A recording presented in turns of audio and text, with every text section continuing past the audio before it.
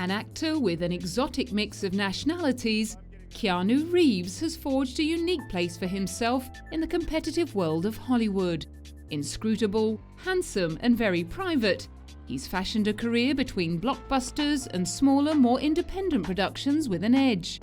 It's a mix he clearly enjoys. To me, it's just, I think it's great. I hope to be able to do quote unquote mainstream films and also do quote unquote independent films.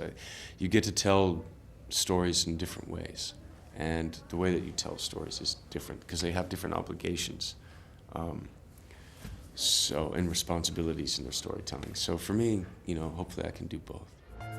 Included in ET Online, America's favorite top 10 stars of 2006, it certainly was a long way to the top for the boy born in 1964 in Lebanon to an English showgirl and a Chinese Hawaiian geologist. Keanu's unusual name comes from his uncle, and it means cool breeze over the mountains. His father abandoned his mother when Keanu was just 3 years old. After this, he, his mother and younger sister moved a number of times, with his mother marrying another 3 times. Flexibility and adaptability are both skills which have proved useful throughout his career. Although he's now known for his portrayals of complex and troubled men, his early film career swung between comedy and action. After the runaway success of Bill and Ted's Excellent Adventure, he played the unlikely lead in Speed, an action film that shot him into stardom. In Chain Reaction, released in 1996, Keanu was teamed with Rachel Weisz, and the shoot was to prove grueling. Working outside in the notoriously bitter Chicago winter, the cast and crew would hear warnings from the mayor advising citizens to stay indoors. No such luck for the filmmakers. The thing about cold is that it saps strength, and it's really hard. There was one day where it was quite emotional with Morgan and everyone, and we couldn't get warm, and we were standing outside. I think it was like -40 and degrees Fahrenheit, and it was really hard to bring up emotion. It was really hard, and you get kind of angry. You get this kind of feeling trapped, but you just kind of breathe and do it. Around this time, Keanu was offered the lead in Speed 2. Surprisingly, he turned the film and an $11 million fee down.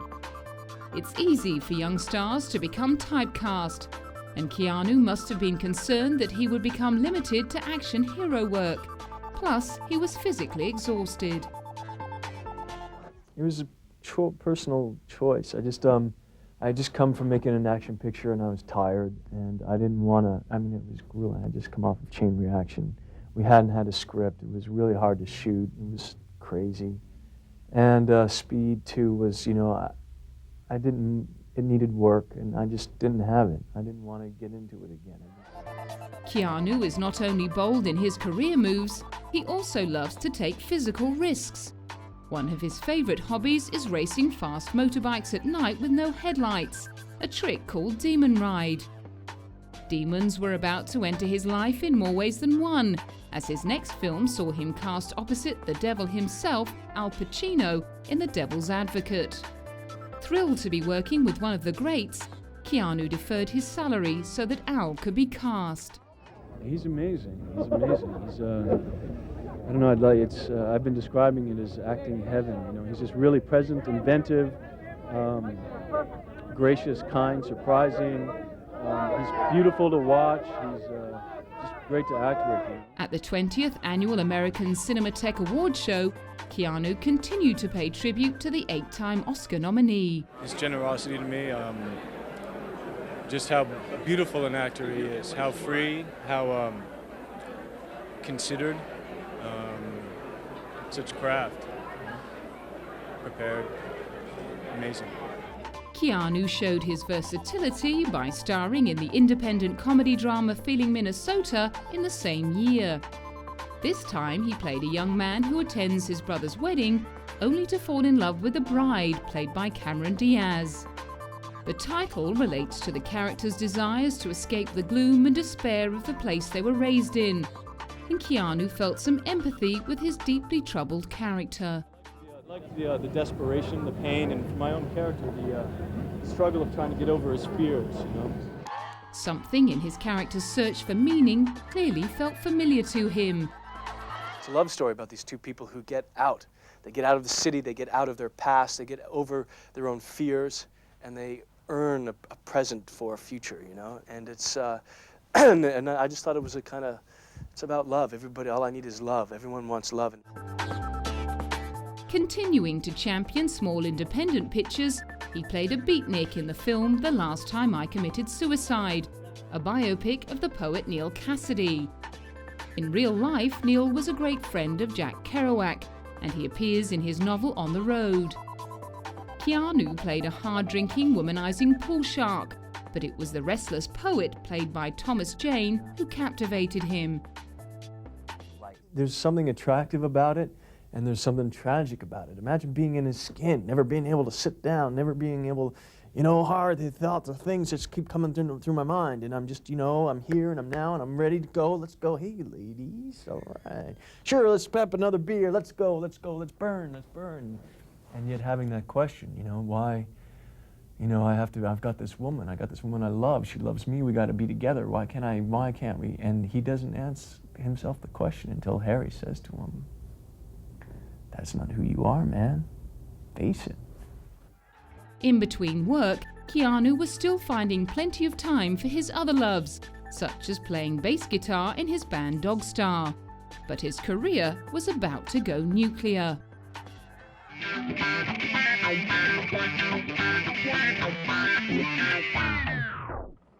In 1999, Keanu was cast as the lead in The Matrix.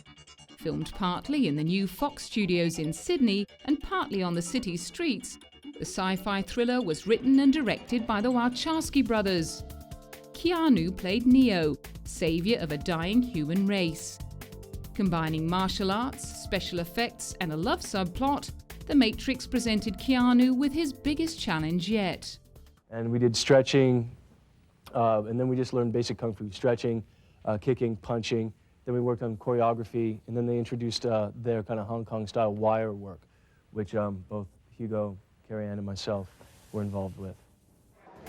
Joel Silver, the film's producer, was confident that the mix of cutting-edge computer animation and old-fashioned heroic love story would redefine the Hollywood thriller. I think that we're looking at a movie that I hope can maybe be viewed as the first movie of the next millennium, to be the first movie of the 21st century. And I just think that, you know, we can't be afraid of change. I mean, the movie is about the fact that change is necessary, change is good. And I think that, you know, this movie is going to hopefully help redefine the action genre, that it has to be about more than just gunshots and explosions, you know. I mean, even though there are a lot of great gunshots and explosions in this movie, it's just you know, one of a myriad of items that make up a very different kind of picture. He brought his love of physical risks into his work, but it wasn't the exacting fight sequences that really engaged him. For him, the big draw card was the internal struggle of Neo. I actually kind of identified more with his internal life, more with his asking the question of, you know, what truth, what is the Matrix, trying to understand the world around him. I really identified with that. During the 6 months of filming in Sydney, he formed a strong bond with the talented Wachowski brothers. The film received an Easter release, and word quickly spread, skyrocketing it to the top of the season's box office charts. However, although Keanu's career was surfing new heights, his personal life took a tragic turn in late 1999, when his girlfriend Jennifer Syme gave birth to a stillborn daughter. Only 16 months later, Jennifer was killed in a car crash. Despite, or perhaps because of the tragedy, Keanu kept up his busy schedule, signing up for the second and third Matrix films. I loved the material when I first read it. Was excited by that script, and then the experience of making the film was a great one. And then the aspect when it came around to complete the trilogy, just signed on board without reading the scripts because of just the experience that I had and the trust I have in the directors. and had a great experience making Reloaded and Revolutions, and it's great that people are coming out to the films, and I hope that they enjoy them. The second film in the Matrix trilogy, The Matrix Reloaded, followed the continuing fight between the agents who seek to destroy the world's last humans and the rebels led by Neo. At the premiere in New York in 2003, as he and his co-stars walked the red carpet, Keanu sent a message to the fans all over the world, who were eagerly awaiting their chance to see the second installment in the sci-fi phenomenon. I really love the films, and so hopefully people will, love them as well. So it's great to be a part of something that people, enjoy. Once again, he emphasized that aside from the physical challenges of the role, what made the Matrix trilogy stand out was the way the character of Neo was written. It's a great role, and the aspect in terms of the development of the relationship with Trinity and Neo went very far, and there's some the vulnerability that they were exploring for Neo, and was very interesting as an actor to play. Having devoted months of his life to the huge project, he could finally sit back and appreciate the sophisticated world that the perfectionist writer-director brothers had created on screen. It's giving a new words to really old traditions in mythology and the stories that are kind of uber stories that in terms of human being. I think that it's the aspect of the hero, the lovers, the wise man, the warriors, female, male, the light and the dark, the one and the many, community, the aspects of our place in the world. Despite his now considerable wealth, it wasn't until 2003 that Keanu put down roots. After years of renting and staying in hotels, he bought a house in the Hollywood Hills. Although he identifies himself as Canadian and is eligible for a British passport, he's happy to call the US home. By now very industry savvy, he didn't take the huge Matrix success for granted. What a great thing. What a rare thing, to be a part of something that not only that we feel so strongly about, but that, a lot of people feel strongly about and are excited about to see the continuation of the story. It's a rare thing, and it's very exciting to be a part of. Never one to big note himself, he indicated that it was the work he remained interested in, not the fame. Keanu, commentators are beginning to tout you as being the next big thing in Hollywood. What do you say to that? I don't know what that means. Hopefully I can make do some great performances and make worthwhile films. Despite his well-known reluctance to play the big star, Keanu set off on the round of premieres and red carpet events as the much-anticipated film opened around the world. Before long, however, it was back to the studio to film the last installment in the trilogy, The Matrix Revolution. With the tagline, "Everything that has a beginning has an end," Revolution featured complex computer animation in the pitched battle between the Machine Army and the Rebels. The premiere of Revolution was the first film to be shown in the stunning new Walt Disney Concert Hall in downtown Los Angeles. And anyone who was anyone turned out for the event. Keanu was quick to dispel rumors that there was a fourth film in the works. Well, I know my work is done in the piece, but I'm really proud and grateful to have been a part of these films. I really enjoy them. Although he spent time in Australia as a young boy, the famously nomadic actor almost started to call down under home due to the length of time he had to spend in Sydney working on the trilogy. It's a unique experience. My whole 37th year I was in Sydney, Australia. I've never done that for any other role, or, I don't think I've ever been in one spot for a year, so in recent history. So, You know, so it was life and art at the same time.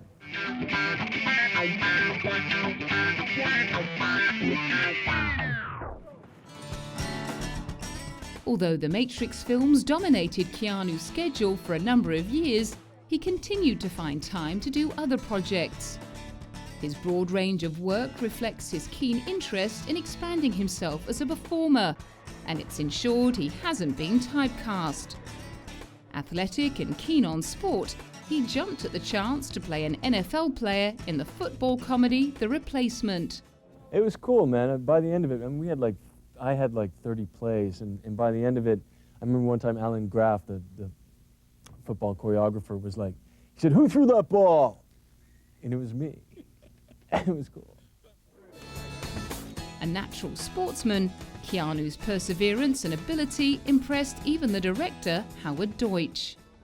He has incredible speed, footwork, and he worked for at least 4 to 5 months on throwing with coaches and quarterbacks, and I can't tell you all the people, how much time he put in. So he had that down. That wasn't a problem. But he has this natural footwork that all the coaches felt like separated him from anybody else they'd worked with on a part like this. Yeah. During this period, Keanu made another bold career move. Not known for playing the bad guy, he was teamed with Hilary Swank in The Gift, the two of them playing a husband and wife caught in a violent marriage. The film was an exploration of the supernatural, and Keanu revealed his own thoughts about the controversial subject.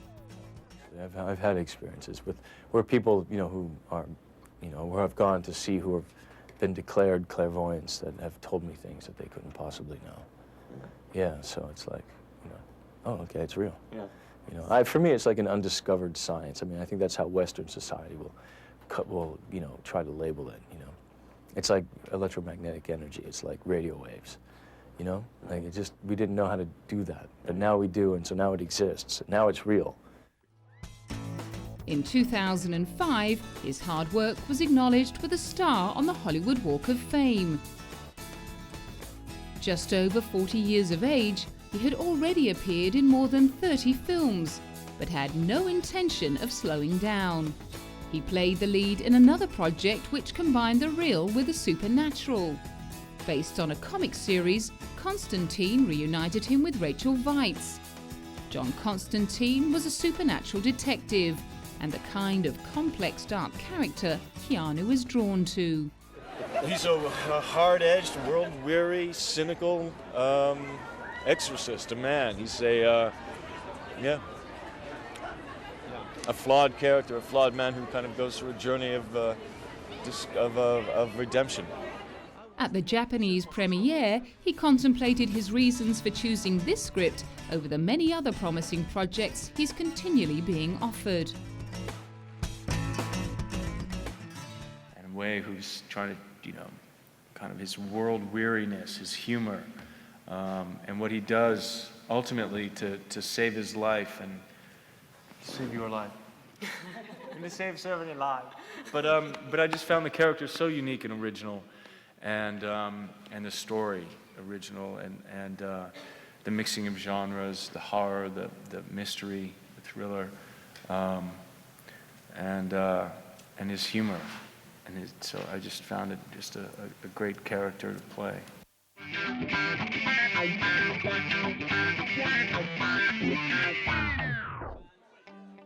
Many lead actors refuse to take on small roles, but if Keanu loves a project, he's happy to contribute with a supporting role.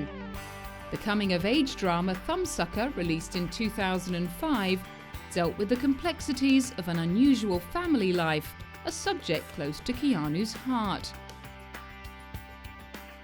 He continued his dedication to smaller independent features with the drug-saturated science fiction film A Scanner Darkly. The film used a novel animation style, which painted over the live action.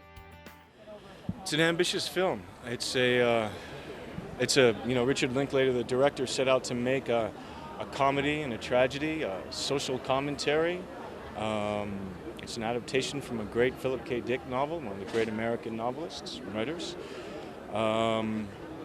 So it's got something to say about our the world we live in. There's a little romance. It's funny. It's a little sinister. It's cautionary. So I think it's a multi-layered kind of genre and ambitious, original film. He played an undercover cop whose drug use soon turns him into a paranoid neurotic, a state of mind the philosophical actor linked to American history itself. I think as soon as man was kind of looking around, it was like, you know, what are the other forces? What are they doing over there? Yeah. What's going on over there? What do you want? Rick. And, you know, and Philip K. Dick, you know, wrote that novel in '77. And, you know, and coming out of the tradition of the 60s in America, and then the 50s with McCarthyism, and let's see, we have World War II, the 40s, and then we got the commies, the Cold War. It just keeps going and going and going. The same year, Keanu reunited with his Speed co-star Sandra Bullock for the time travel romance The Lake House. A heartthrob to millions of women, he took the opportunity to reveal his sentimental side. The thing about the letter is that you can bring it with you. You know, you can see their handwriting and you can hear their voice and the scent, and it doesn't take batteries, and it doesn't, you know, it's right there, and you can look at it. It's part of them, you know, to you, which I think is fantastic. And in his private life, Keanu has remained doggedly discreet, despite being linked to a number of famous beauties like Posey Parker, Anita Hodson, and China Chow. His strenuous avoidance of the paparazzi landed him in trouble in 2007 when photographer Alison Silver tried to sue him for hitting her with his Porsche. In 2008, the jury took less than 3 hours to dismiss the case. Meanwhile, he was busy staging his return to big-budget extravaganzas, playing the alien in the remake of The Day the Earth Stood Still. Always looking for the story at the heart of the film, he told the press that the movie was even more relevant today because it was about man's impact on the planet. what's cool about this film is that it is an entertaining kind of, you know, big Hollywood movie, but, you know, inside of it is, you know, some great, you know, worthwhile ideas and messages, and, you know, very personal human stories between Jennifer Connelly and Jaden Smith, and even my character, the alien, you know, so I think it's relatable on a bunch of different levels and hopefully entertain on a bunch of different levels. More recently, he appeared opposite Robin Wright Penn in Rebecca Miller's brooding story of a woman having a nervous breakdown, The Private Lives of Pippa Lee. And he's also rumoured to be returning to action with a samurai film he's written himself called 47 Ronin.